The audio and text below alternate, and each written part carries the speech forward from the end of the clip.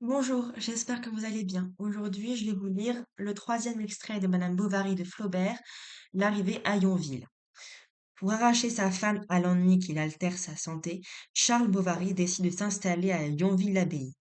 Avec un réalisme minutieux, Flaubert nous a décrit cette petite cité normande et nous a fait assister à l'arrivée de l'Hirondelle, la diligence d'où débarquent Charles et Emma Bovary. Les voici attablés à l'auberge du Lion d'Or en compagnie du pharmacien Homais et du clerc de notaire Léon Dupuis.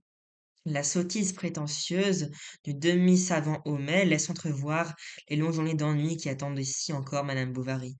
Cependant, les gourmandises du jeune Léon s'accordent mieux avec le tempérament rêveur d'Emma, et ces deux âmes sœurs se sentent déjà liées par une mystérieuse sympathie. Euh, de Homais demanda la permission de garder son bonnet grec, de peur des coryzas. Puis, se tournant vers sa voisine, Madame, sans doute, est un peu lasse. On est si épouvantablement cahoté dans notre hirondelle. Il est vrai, répondit Emma, mais le dérangement amuse toujours. J'aime à changer de place. C'est une chose si maussade, soupira le clerc, que de vivre cloué aux mêmes endroits. Si vous étiez comme moi, dit Charles, sans cesse obligé d'être à cheval. Mais, reprit Léonce, en s'adressant à madame Bovary, rien n'est plus agréable, il me semble, quand on le peut, ajouta-t-il.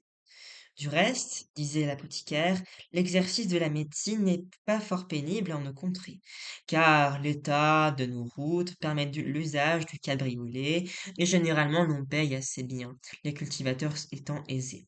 Nous avons, sous le rapport médical, à part les cas ordinaires d'entérite, bronchite, affections bilieuses, etc., de temps à autre, quelques fièvres intermittentes à la moisson.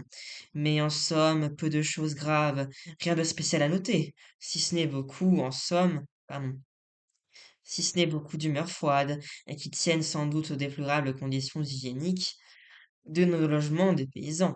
Ah, vous trouverez bien des préjugés à combattre, monsieur Bovary, bien des entêtements à de routine, où se heurteront quotidiennement tous les efforts de votre science, car on a recours encore aux neuvaines, aux reliques, aux curés, plutôt que de venir naturellement chez le médecin ou chez le pharmacien.